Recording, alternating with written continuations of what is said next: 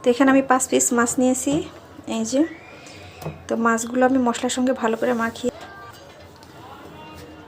দিয়ে দিচ্ছি। এখানে আমি রসুন জিরা বাটা,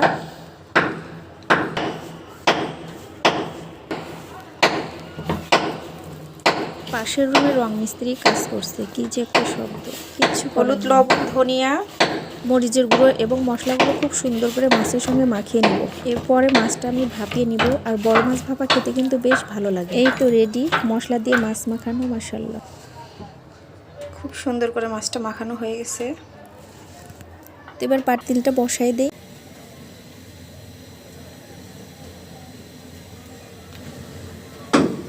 দিয়ে দিব পেঁয়াজ কুচি। পেঁয়াজটা আমি হালকা ভেজে নেব, বেশি ভাজলে কিন্তু পেঁয়াজটা নরম হয়ে যাবে এবং গলে যেতে পারে। মাছ ভাপাতে পেঁয়াজটা হালকা করে ভেজে নিয়ে রান্না করলে পেঁয়াজটা কিন্তু পরে আস্ত থাকবে। পেঁয়াজটা ভাজি কিন্তু হয়ে গেছে। এর ভিতরে দিয়ে দিব আমি অল্প একটু গরম পানি।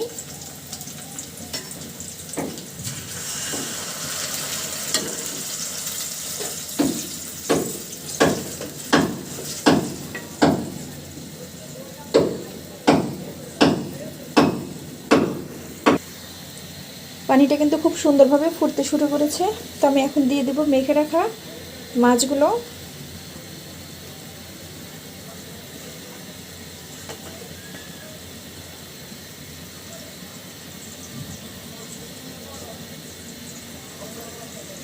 এরকম করে মাছ রান্না করে খেলে কিন্তু খুব মজা হয়, মাছের টেস্টটা অন্যরকমের আসে। তো আপনারা চাইলে একবার ট্রাই করে দেখতে পারেন।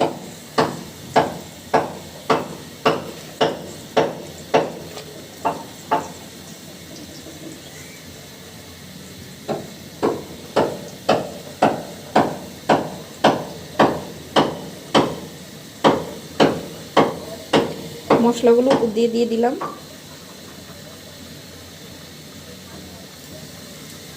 এখন আমি ঢেকে দিব।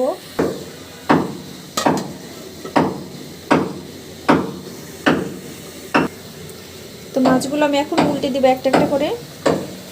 মাছ বেশি সিদ্ধ হয়ে গেলে উল্টে দিলে কিন্তু ভেঙে যাওয়ার সম্ভাবনা থাকবে। তো আমি 1 মিনিট কুক করে নিয়েছি। এখন উল্টে দেব।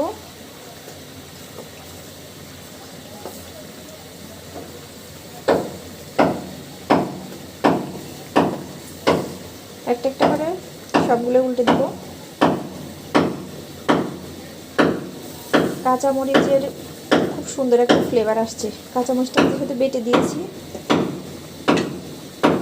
এরকম বড় মাছ ভাপা কিন্তু অনেক মজা হয়। তো সবগুলো আমি উল্টে দিলাম। এখন এই পাশটা খুব ভালোভাবে মিডিয়াম লো আছে কুক করে নিব। হয়ে গেছে আমার উল্টে দেওয়া। তো এখন ঢেকে দিচ্ছি।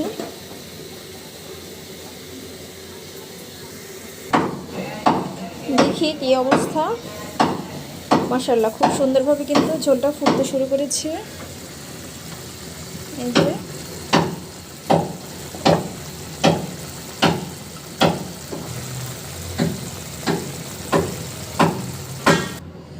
মাশাআল্লাহ তরকারিটা কিন্তু হয়ে গেছে। পেঁয়াজটা কিন্তু আস্তে আস্তে আছে, আমি পেঁয়াজটা কিন্তু লাল লাল করে ভাজি করে নেইনি, কারণ এরকম পেঁয়াজ খেতে কিন্তু বেশি মজা লাগবে। তো আমি মাছগুলো বাটিতে একটা প্লেট নিয়েছি, প্লেটের ভিতরে মাছগুলো উঠিয়ে আমি দেখাবো। এই যে কত সুন্দর হয়েছে, একটা পেঁয়াজও কিন্তু গলে যায় নাই। আর এরকম বড় মাছ ভাপাতে পেঁয়াজ গলে গেলে খেতে কিন্তু মজা লাগবে না। আমার কাছে মজা লাগে না, আমার কাছে মনে হয় এরকম পেঁয়াজটা মানে একদম সফট কুক হবে, খেতে কিন্তু বেশ মজা লাগবে।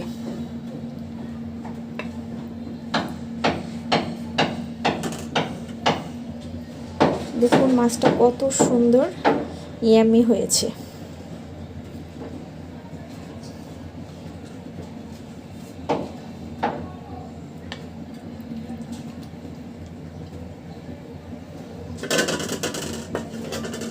উপরে একটু গ্রেভি দিয়ে দিই।